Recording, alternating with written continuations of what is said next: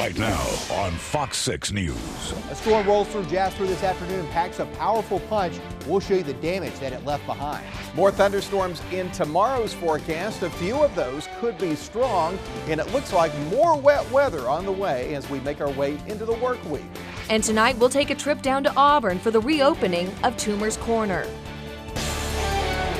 Live in HD, this is Fox 6 News at 10. Birmingham firefighters are trying to determine the cause of this apartment fire near the summit. You could see fire and smoke shooting from the roof of a building earlier this afternoon. Now, this was again at the District at the Summit apartment complex. This happened sometime after 3 o'clock today. We had a lot of pictures and videos sent in from viewers to our newsroom. It appeared that the fire was contained to one building. It does look like several units were affected. We have not yet learned the cause of that fire. It's still under investigation. Jasper residents say it came out of nowhere. A strong storm hit the city this afternoon, leaving damage in its wake. John Huddleston following this story tonight, and he joins us with more. John? Yeah, Megan, and residents also say it didn't last long, but as you're about to see, it didn't have to today. First, though, a look at the storm as it rolled through. This video comes to us from the staff at a local radio station there in Jasper. Look at the rain and the wind gusts as it moved through this afternoon, a lot of it. And as this is what it looked like afterwards in the areas between 6th and 9th Avenues, down power lines, trees in people's yards, and blocking roadways. One resident told us when she got home, there was literally a tree sitting on top of a car with people inside. A power line, rather, sitting on top of a car with people inside. Luckily, the line was removed without anyone being injured. Residents say it was a scary event, but it could have been a lot worse. My wife called me kind of hysterical, excited on the telephone and said it just hit just all of a sudden. It was about 5 minutes, just real intense wind and real hard rain and you know, a lot of noise. Trees cracking. We feel so very fortunate that it didn't fall on the house. And even our neighbor's fence across the street was not touched. And Alabama Power says about 300 people in Jasper lost electricity as the storm moved through. Another 700 customers in Fayette County were affected during the storm there. Megan? All right, thank you, John. Let's get a first check on the weather. Chief Meteorologist JP Dyson. JP, we didn't see a lot of rain out here, but I know you're predicting some for tomorrow. Yeah, that's right. The rain chances are not all that high tomorrow afternoon, but where we will see the rain, it's going to be heavy. And this time of the year, even though the thunderstorms may not technically be severe, by National Weather Service standards, as you can tell, they can still pack a punch, do some damage, knock some trees down. So we'll be watching out for that tomorrow. There's a look at the radar view, and you can see those storms falling apart this afternoon and this evening in West Alabama. That's where the active weather was. Now, temperatures right now 74 degrees in Birmingham, 73 now in Tuscaloosa, 74 in Gadsden, and 78 degrees in Columbiana. Clanton coming in at 74. And you can tell early tomorrow morning when you're out the door, you're getting up real early. 68 degrees for Jasper, 71 Tuscaloosa, and 69 Talladega. I don't think we'll see a drop of rain early tomorrow morning, but areas south of Interstate 20, you can see some more thunderstorms popping up during the afternoon and evening. We'll talk about those rain chances coming up here in just a few minutes. All right, sounds good, JP. Part of the Walmart in Troy is now officially open after last week's tornado. It opened at 6 o'clock this morning. It will close at 11 tonight. Those will be the hours until further notice. The part of the store that's now open includes grocery, pharmacy, vision, and money center. The auto center, garden, and electronics center remain closed. Construction on the 12th Avenue North Bridge replacement starting back up again tomorrow. Weather permitting, the southbound and westbound left two lanes will be closed from 7 p.m. until 6 a.m. Monday morning. Now that construction will continue during those same times until Friday morning.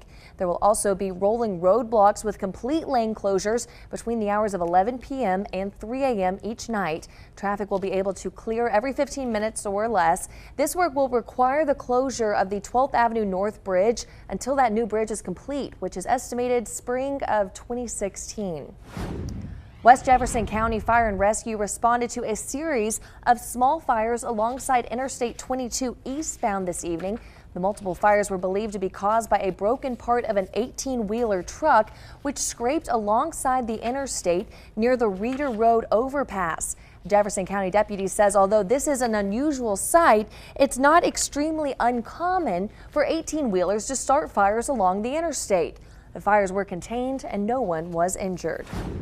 In East Alabama, a man was struck and killed while walking last night in Gadsden. According to officials, 71-year-old Gordon Williams Jr. was crossing East Meagan Boulevard at Springfield Avenue. That's when we're told he was struck by a car, fell off the hood onto the roadway, and then was hit by a second vehicle. The Etowah County coroner says there is no way that first car could have stopped in time. Birmingham police are still looking for one person after a UAB student was carjacked in the 1500 block of 15th Street South overnight. One of the armed suspects was taken in custody after a brief foot pursuit. Courtney Lewis is charged with first-degree robbery. Second suspect still on the run. If you know anything about this, you are asked to contact the Birmingham Police Department. Details on a legal victory for an abortion clinic. A federal judge temporarily suspended enforcement of a state regulation that threatened to close the West Alabama Women's Center of Tuscaloosa. That regulation requires clinics to hire a physician with hospital admitting privileges. The clinic couldn't meet that requirement after its last doctor retired. Governor Bentley says he disagrees with the judge's decision. I think that this is not a difficult ask. I think that those people who perform abortions ought to be willing to take care of their patients. They ought not to send them to the emergency room or somewhere else and let somebody else take care of them. The clinic is one of 5 abortion providers in the state of Alabama. It's also one of 2 that provide abortions after 16 weeks of pregnancy. Arkansas is joining Alabama and Louisiana in ending Medicaid payments to Planned Parenthood. Arkansas's governor made the announcement yesterday. His decision comes despite warnings from the federal government that not funding Planned Parenthood may violate federal law. She's a blessing to Channel 6, the city of Birmingham, and the state of Alabama. Fox 6 News anchor Janice Rogers talking about one of Birmingham's television pioneers, Pat Gray.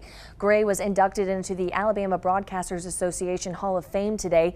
You may remember Gray from her time spent here on Red Mountain at WBRC. In her 2 decades on air, she became one of WBRC's biggest stars, from weather girl to talk show host to a key member of the award-winning news team. That's Gray's daughter right there. She accepted the award for her at today's luncheon. This means an awful lot to me. Mama worked very hard through the years, and just that she's being recognized for all her hard work, and it is hard work, means an awful lot to me. Vicki Flynn says that her mother, Pat Gray, has unfortunately suffered several strokes. She can't speak very well. However, Flynn says that Gray is very aware of her surroundings and that she is thrilled to be inducted into the Hall of Fame. Congratulations to her. If you have a dog, you know it can sometimes be challenging. I know that. We introduce you to a place that trains dogs in a different way. And in Auburn, Toomer's Corner, now reopened. Hear from some fans about the reconstruction and what they think it will do for the city. You're watching Fox 6 WBRC. You're watching the largest, most watched, most trusted news team in Alabama. Fox 6 News, on your side.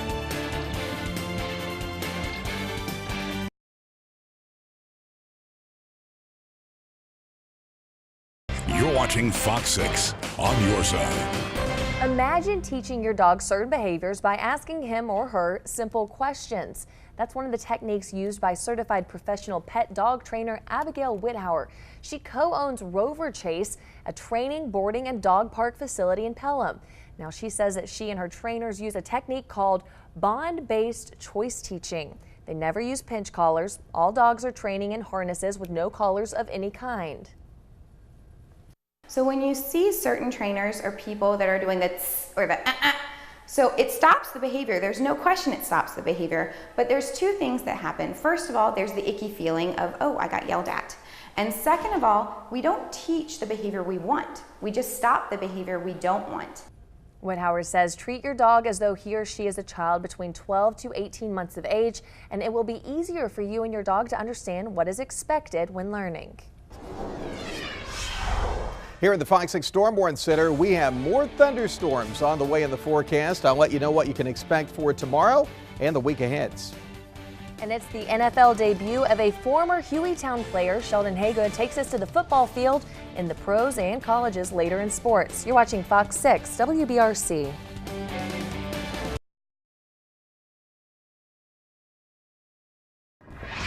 All right, JP, it's a nice day, but maybe not for the rest of the week. You better cash in tomorrow. We'll Okay. still have some thunderstorms tomorrow, but then we really get into a stormy pattern. Oh, great. Monday, Tuesday, Wednesday. Let's show you what's happening out there right now. That is the latest on your weather. All right. Toomer's Corner has officially reopened. Here is a live picture from Auburn. Looks like it's hustling and bustling tonight. This comes 3 months after construction crews began work on a $2.2 million revitalization and resurfacing project. Rosanna Smith was there as residents and Auburn Tiger fans got the first look. She has more.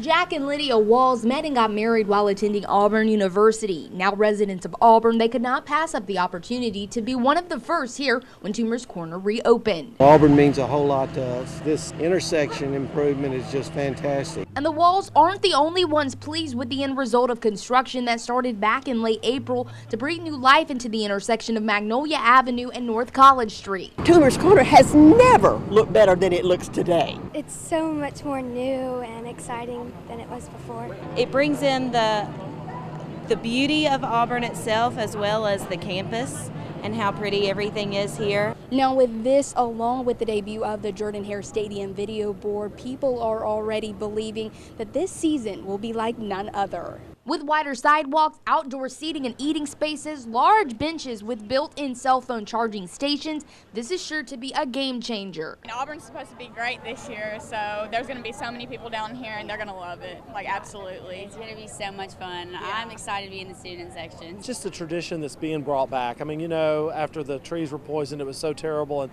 just to have it reopened now and have the trees back, even though we won't be able to roll them maybe this year, we will in the future, and looking forward to an undefeated season. War Eagle. So when the Auburn family gathers together on September 12th for the first home game, we'll see just how big an impact these changes have made. And Monday morning, the city will host a blessing of the corner at 8:30 a.m. in front of Toomer's Drugs. Then Friday, everyone is invited to come downtown at 5 p.m. to enjoy free live music, sidewalk sales, and a poker run. Here's Fox 6 Sports with Sheldon Haygood. Trying to go wire to wire tomorrow. Okay, some big fish. I don't think I can fish like that. They don't bite. All right, we'll be right back.